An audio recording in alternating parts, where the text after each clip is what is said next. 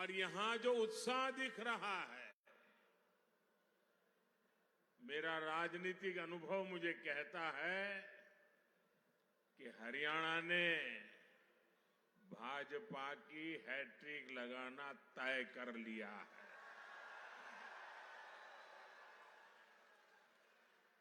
अभी मुझे मेरे संसद के साथी नवीन जी बता रहे थे कि आप पिछले 50 साल का इतिहास देख लीजिए। हरियाणा की एक विशेषता रही है, दिल्ली में जिसकी सरकार होती है, हरियाणा में भी उसी की सरकार बनाते हैं। कभी भी उलटफेर नहीं होने देते। भाइयों बहनों, कुरुक्षेत्र से तो हमारे मुख्यमंत्री जी खुद ही यहां उम्मीदवार है।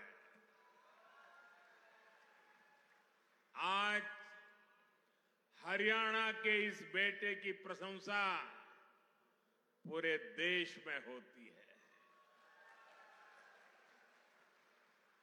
इतने कम समय में बहुत कम लोगों को इतनी लोकप्रियता मिलती है,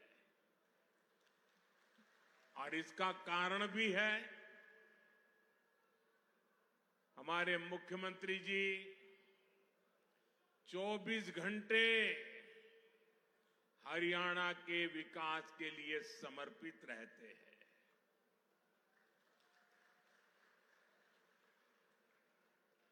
हरियाणा का जो भी व्यक्ति मिलेगा वो कहता है कि भाई हमारे मुख्यमंत्री जी तो विनम्रता के संबंध में, नम्रता के संबंध में हमारे हरियाणा का गौरव बढ़ा देते हैं। उनका व्यक्तित्व बहुत सहज है, वो बहुत सहज रूप से उपलब्ध है। और आप देखिए, पिछड़े समाज से निकलकर यहां इस बड़े पद पर पहुंचना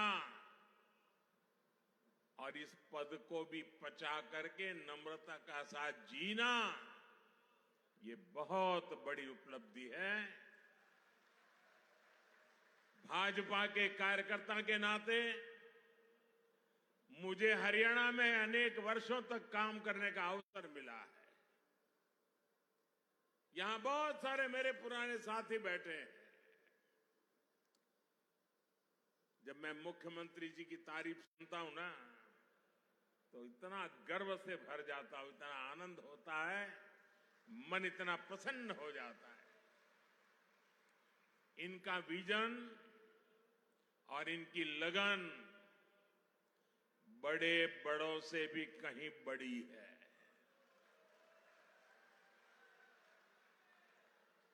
मैं आज हरियाणा के लोगों के पास आया हूं, आपके इस बेटे को आप आशीर्वाद दीजिए। भाजपा को आशीर्वाद दीजिए। मेरे साथ बोलिए, फिर एक बार, फिर एक बार। साथियों, हमारे हरियाणा के लोग अपनी जुबान के बड़े पक्के होते हैं। एक बार जो वादा कर दिया वो कर दिया। भाजपा ने भी हरियाणा से यही सीखा है, और मैंने तो हरियाणा की रोटी बहुत खाई है।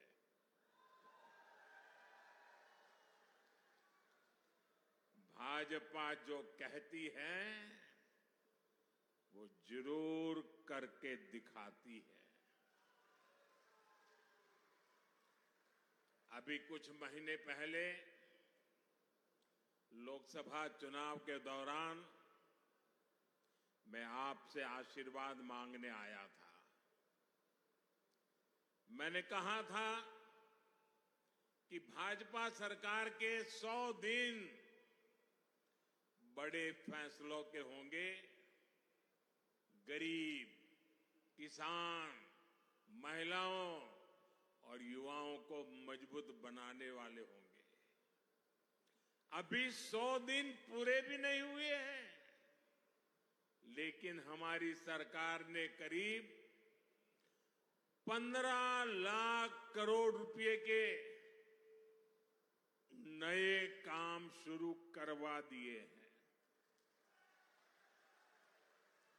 भाजपा सरकार ने गरीबों के लिए 3 करोड़ पक्के घरों को भी मंजूर किया है। ये सिर्फ पक्के घर ही है ऐसा नहीं है, ये गरीब का पक्का एड्रेस होगा। ये गरीब के सपनों का घोंसला होगा। ये उनके सपनों का लॉन्चिंग पैड होगा। साथियों, लोकसभा चुनावों के दौरान मैंने ये भी कहा था कि हम देश में 3 करोड़ लखपति दीदी बनाने के लिए काम कर रहे हैं। बीते सालों में 1 करोड़ लखपति दीदी बन चुकी है और इन 100 दिनों में 100 दिनों के भीतर देश में 11 लाख से ज्यादा नई लखपति दीदियां बन चुकी है और इनमें से सैकड़ों लखपति दीदियां ये मेरे हरियाणा में भी है। साथियों, 2 दिन पहले ही एक बहुत बड़ा फैसला हमने लिया है, जिसका लाभ हरियाणा के लाखों परिवारों को होगा। भाजपा सरकार ने तय किया है कि अब 70 वर्ष की उम्र से ऊपर के सभी बुजुर्गों को 5 लाख रुपए का मुफ्त इलाज मिलेगा। हर परिवार के बुजुर्ग, चाहे वो कितना ही धनी क्यों ना हो, मध्यम वर्ग का हो, उच्च मध्यम वर्ग का हो, गरीब हो, कोई भी 70 से ऊपर हरियाणा में जो भी होगा उसको 5 लाख रुपए तक बीमारी का खर्चा आपका सेवक जिम्मा लेता है।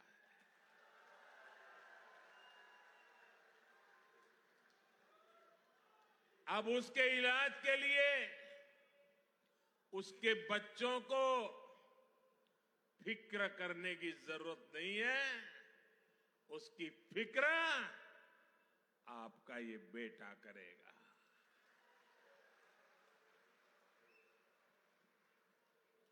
देश के बुजुर्गों को दी गई गारंटी मोदी ने पूरी कर दी है। मैं हरियाणा के सभी भाइयों और बहनों से कहूंगा, आप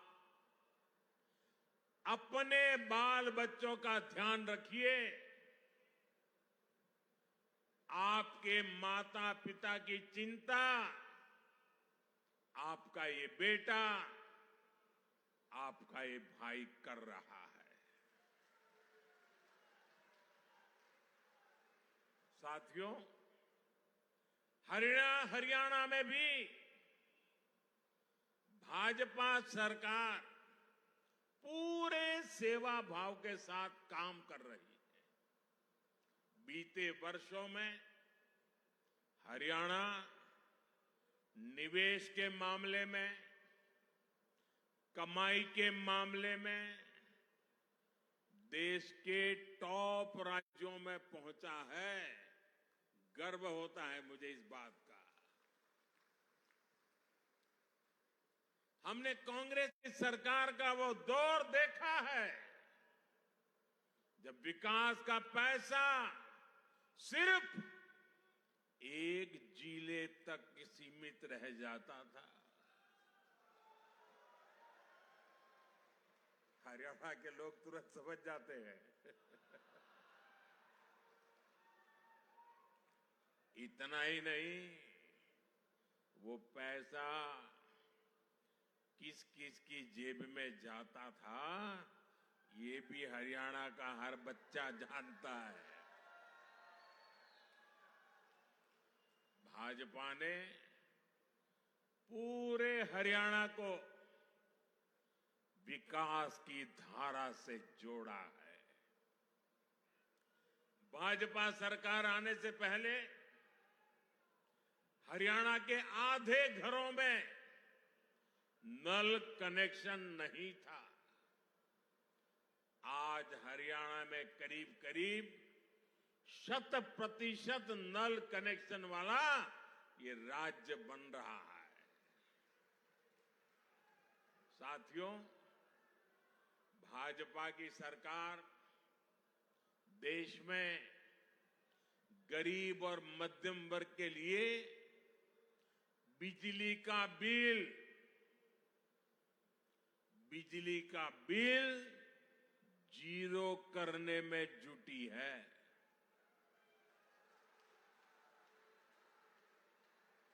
और इसके लिए हमने पीएम सूर्यघर मुफ्त बिजली योजना शुरू की है। इसके तहत केंद्र सरकार हर परिवार को, यहां बैठे हुए सबको कहता हूं, मोदी है, मौका मत जाने दीजिए। और हरियाणा का तो मुझ पर विशेष अधिकार है भाई। हर परिवार को करीब 80,000 रुपए की मदद दी जा रही है। इस देश में कभी ऐसा नहीं हुआ एक एक परिवार के लिए 80,000 रुपया। और डबल इंजन की सरकार का कमाल देखिए, मोदी ने तो कहा मैं 80,000 दूंगा, इसमें हरियाणा के हमारे भाजपा के लोगों ने तय किया है हरियाणा के हर घर को 30,000 रुपए की मदद यहां की सरकार एक्स्ट्रा, यानी 1,10,000।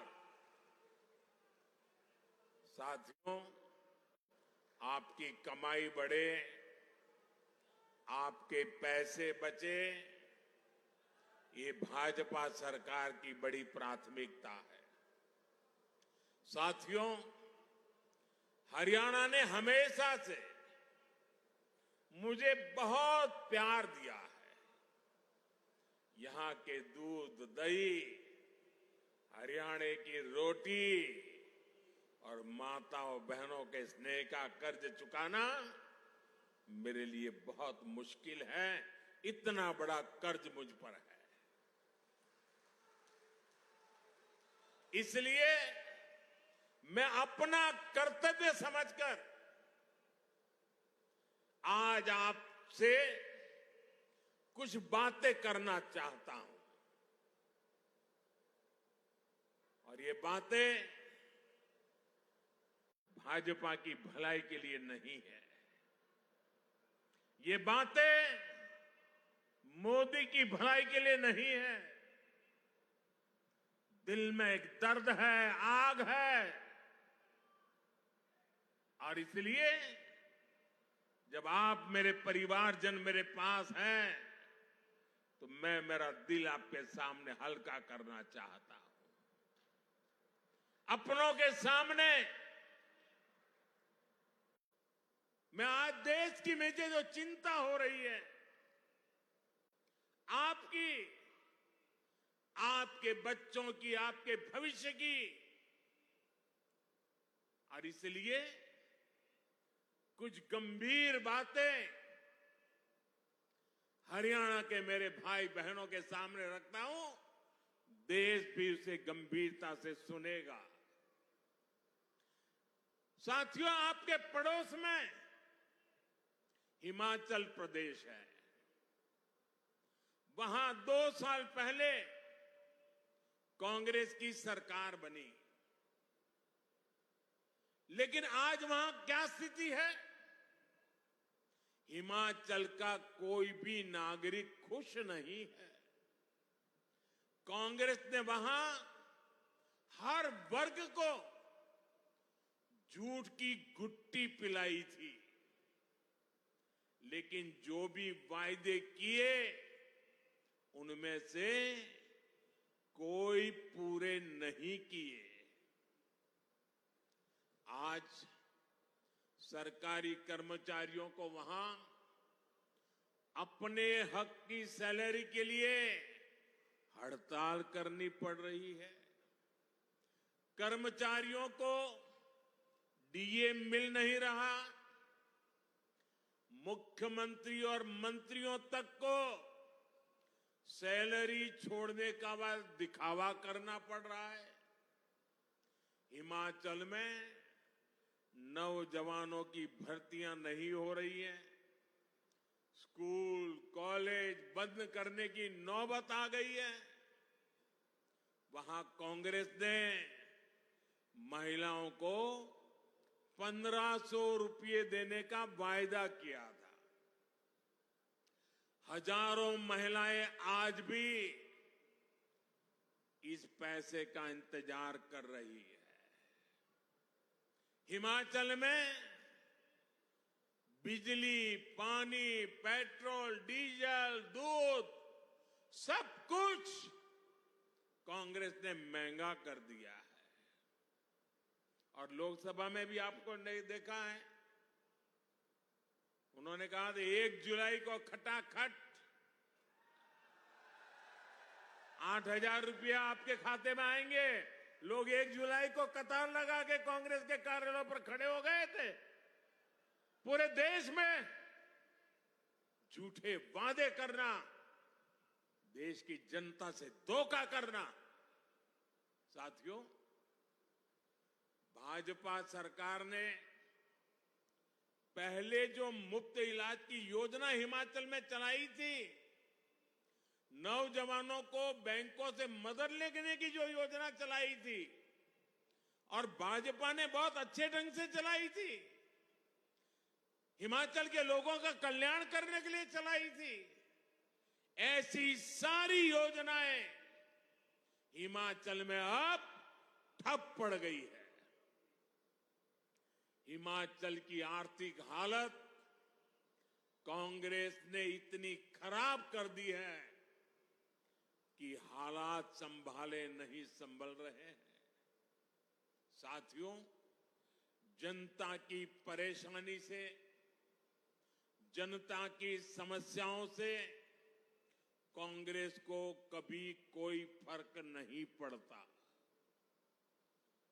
कांग्रेस से बड़ी बेईमान और धोखेबाज पार्टी देश में और कोई नहीं है।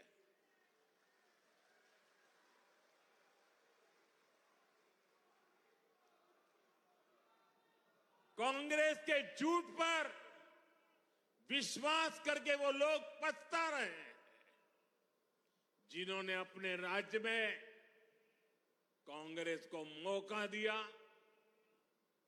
कांग्रेस के झूठ की गुट्टी ने कर्नाटका और तेलंगाना को भी नहीं छोड़ा है।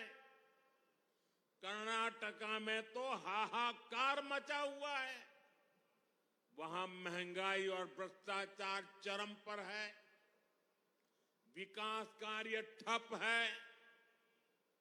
कांग्रेस आने के बाद निवेश और नौकरी दोनों कम हो गए हैं। अच्छे खासे राज्यों को बर्बाद कैसे किया जाता है, ये कांग्रेस वहां करके दिखा रही है। और कांग्रेस की इस चालबाजी में उसकी पिछलग्गू पार्टी भी हां में हां मिला रही है। ये कट्टर बेईमान पार्टी है। इस पार्टी की भी एक ही नीति है, चुनाव जीतने के लिए जनता का खजाना खाली करो। आप पंजाब की हालत देखिए, क्या कर दी है। हरियाणा के लोगों को ऐसी पार्टियों को सरकार के पास भी नहीं फटकने देना है। हरियाणा को बचाने के लिए करना पड़ेगा, आपके बच्चों के भविष्य को बचाने के लिए करना पड़ेगा। साथियों, मैं कांग्रेस और उसका गाजा बाजा बजाने वालों को यहां कुरुक्षेत्र से आज एक और चुनौती देता हूं। कांग्रेस किसानों के लिए बड़ी बड़ी बातें करती है, उन्हें बड़े बड़े सपने दिखाती है। सच्चाई ये है, ये झूठ के अलावा कुछ नहीं है। अगर कांग्रेस में दम है तो वो कर्नाटका और तेलंगाना में अपनी किसान योजनाएं वहां लागू क्यों नहीं करते हैं? कहीं तो करके दिखाओ। किसान तो किसान है, हरियाणा के हो या फिर कर्नाटका के। फिर सिर्फ झूठी बातें कांग्रेस क्यों करती रहती है? जमीन पर करके क्यों नहीं दिखाते? आप देखिए, एमएसपी को लेकर यहां ये कितना शोर मचाते हैं, जबकि हमारा हरियाणा देश का वो राज्य है जो 24 फसलें एमएसपी पर खरीदता है। हरियाणा की भाजपा सरकार सिर्फ एमएसपी देती है, इतना ही नहीं, बल्कि भाव का अंतर भी देती है। भावांतर योजना चलाती है। मैं कांग्रेस वालों से पूछता हूं, वो लोग कर्नाटका और तेलंगाना में कितनी फसलें एमएसपी पर खरीदते हैं? वहां किसानों को कितना एमएसपी देते हैं? साथियों, भाजपा की केंद्र सरकार ने किसान का बोझ अपने ऊपर लेने के लिए अनेक प्रयास किए हैं। आप यूरिया का उदाहरण देख लीजिए। यूरिया का उदाहरण हमारे सामने है। विदेशों में यूरिया की जो बोरी 3,000 रुपए की बिकती है, वही बोरी आपको सिर्फ 300 रुपए से कम में दी जाती है। कहां 3,000 दाम और कहां 300 से भी कम में मिलना। इसके लिए केंद्र सरकार ने बीते सालों में करीब 10 लाख करोड़ रुपए जो किसान के सर पे पड़ने वाले थे, वो पड़ने नहीं दिए। 10 लाख करोड़ रुपए का बोझ दिल्ली की भाजपा सरकार ने उठाया है, ताकि मेरे किसान पर बोझ न बढ़े। साथियों, मैं आपसे एक और बात पूछूंगा, क्या कांग्रेस के राज में किसी किसान के खाते में कभी पैसा जमा होता था क्या? जरा जोर से बताइए ना, होता था क्या? 1 रुपया भी आता था क्या? ये लोग 1 पाई भी नहीं देते थे।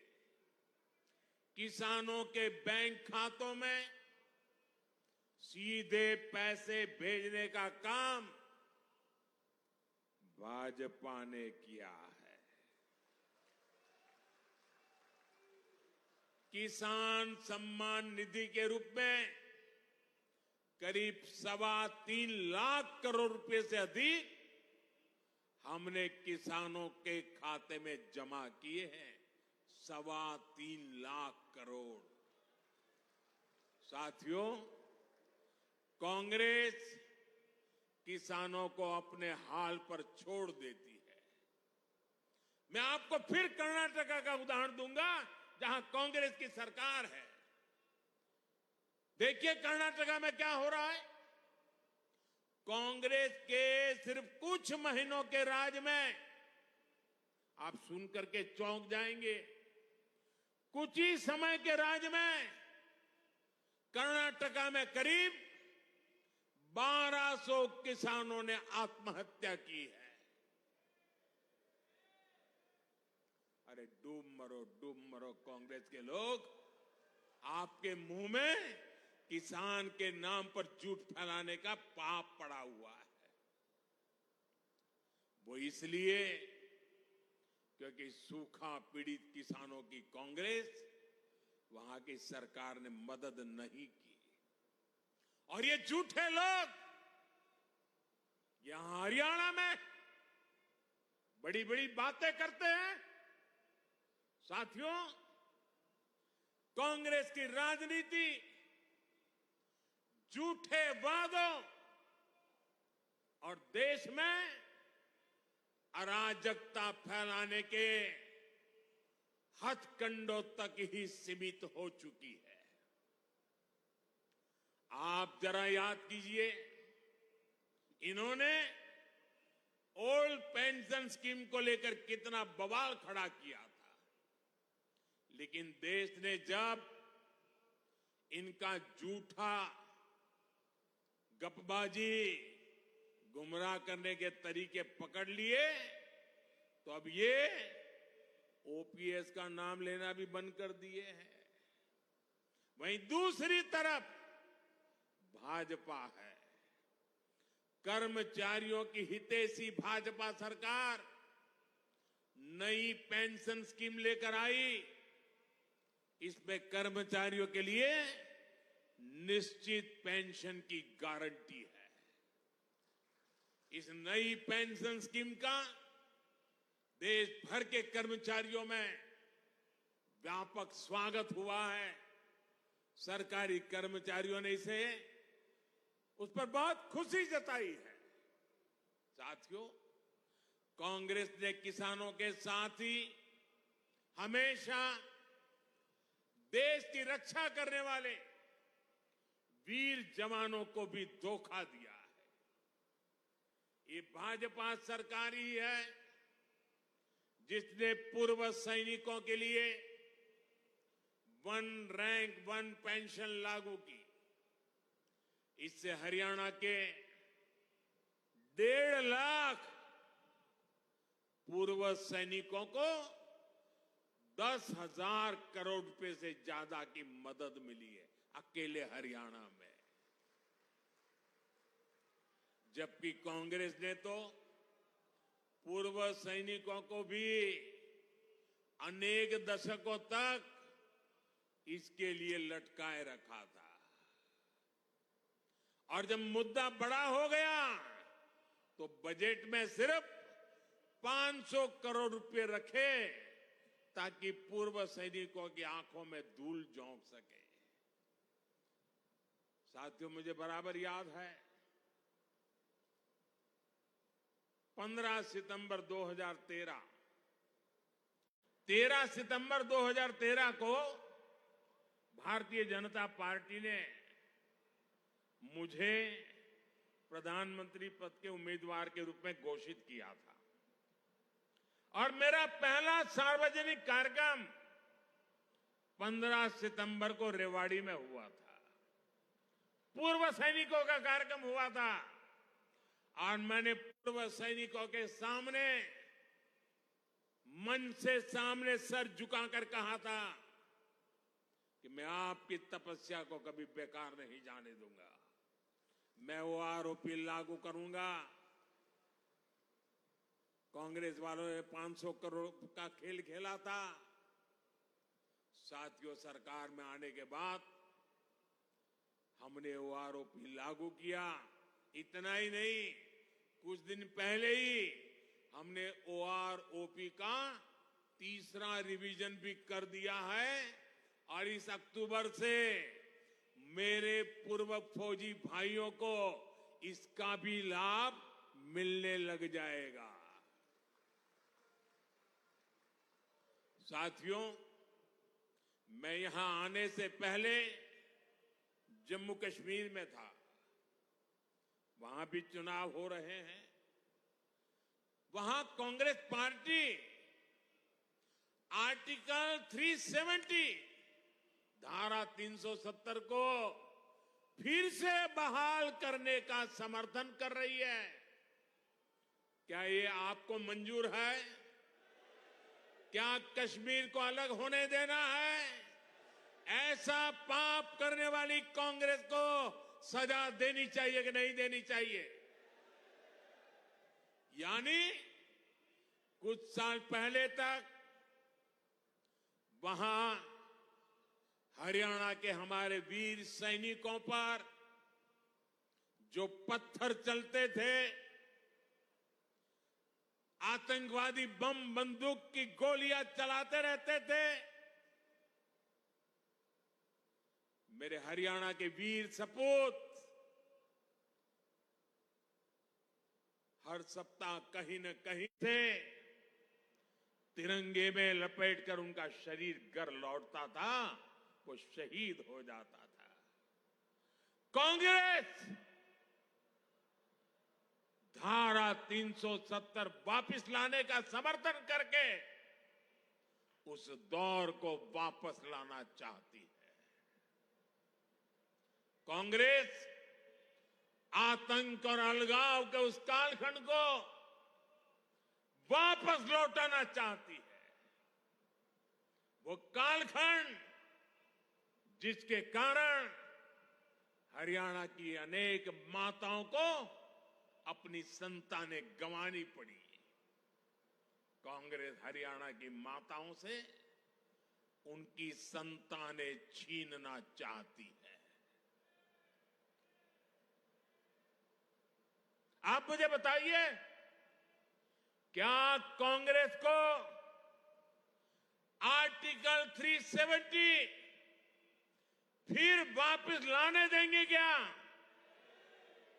देश लड़ाई लड़ेगा कि नहीं लड़ेगा? साथियों, कांग्रेस के लिए तुष्टीकरण ही सबसे बड़ा लक्ष्य है। आज तो हालात ये हो गई है कि कांग्रेस के राज्य में, कर्नाटका में गणपति जी को भी सलाखों के पीछे डाला जा रहा है। गणपति जी को पुलिस के डिब्बे में बंद कर दिया। पूरा देश आज गणेश उत्सव मना रहा है और कांग्रेस विघ्नहर्ता की पूजा में भी विघ्न डाल रही है। तुष्टीकरण के लिए कांग्रेस कुछ भी कर सकती है। साथियों, गांधी जी हमेशा सत्य की वकालत करते थे।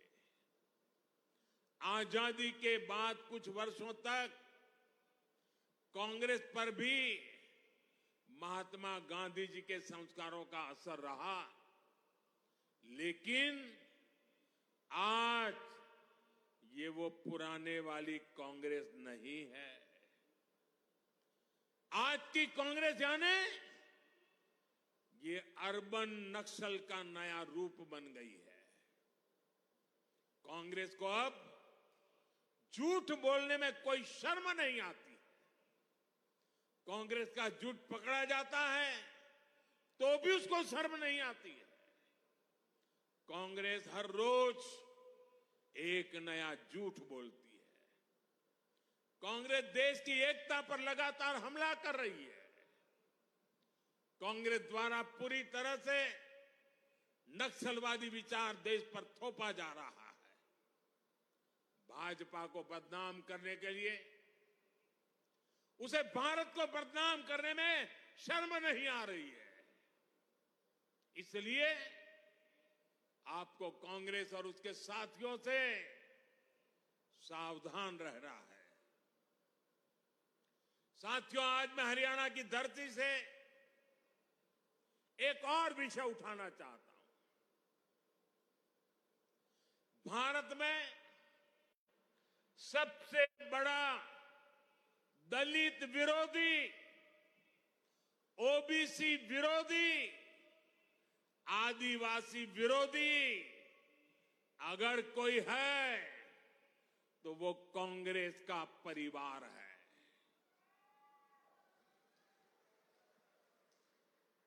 अभी इन लोगों ने कहा है कि सरकार में आए तो दलितों पिछड़ों का आरक्षण खत्म कर देंगे। यही इस परिवार की सच्चाई है।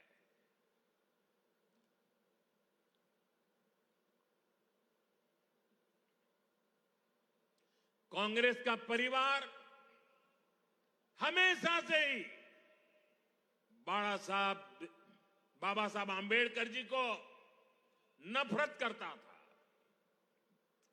आरक्षण का घोर विरोध करता रहा है। इस परिवार ने हमेशा दलितों, ओबीसी, आदिवासियों को अपमानित किया है। आप याद रखिए, नेहरू जी जब पीएम थे तो उन्होंने आरक्षण का विरोध किया था। राज्यों के मुख्यमंत्रियों को चिट्ठी लिखी थी, सबूत मौजूद है। और इतना ही नहीं, नेहरू जी ने यह भी कहा था कि आरक्षण वाले नौकरी पा जाएंगे तो सरकारी सेवा की क्वालिटी खराब हो जाएगी। ये नेहरू जी के शब्द हैं।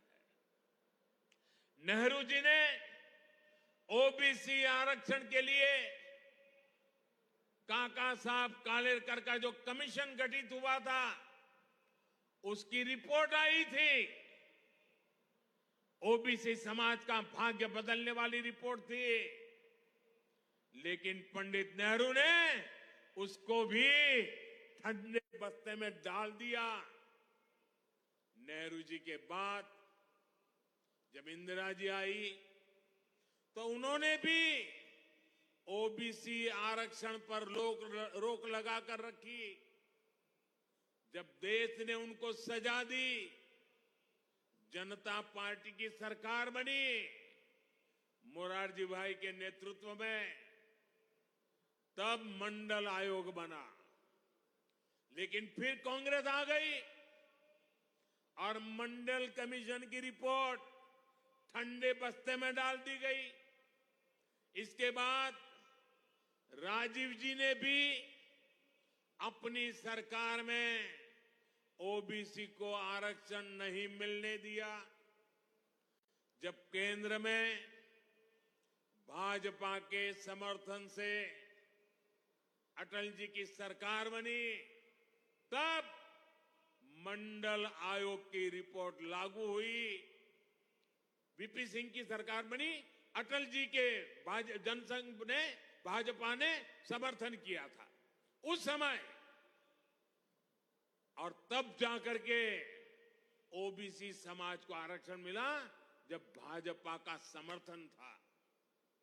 और आप ये भी याद रखिए, राजीव गांधी ने नेता विपक्ष के रूप में भी, ऑपोजिशन लीडर के नाते पार्लियामेंट में उनका भाषण है, उन्होंने आरक्षण का पुरजोश विरोध किया था। उन्होंने एक इंटरव्यू में,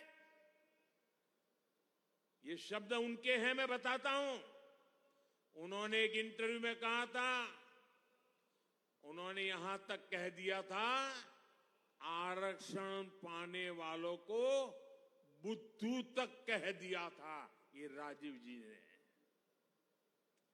ऐसी एसटी, ओबीसी समाज का इससे बड़ा अपमान क्या हो सकता है। अब कांग्रेस का शाही परिवार फिर आरक्षण खत्म करने पर अड़ रहा है। लेकिन मेरी बात कांग्रेस कान खोल करके सुन ले,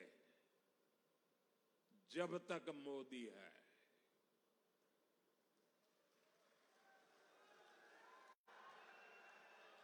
जब तक मोदी है, तब तक बाबा साहब आंबेडकर के दिए आरक्षण में से रत्ती भर भी लूट नहीं करने दूंगा, हटाने नहीं देने दूंगा।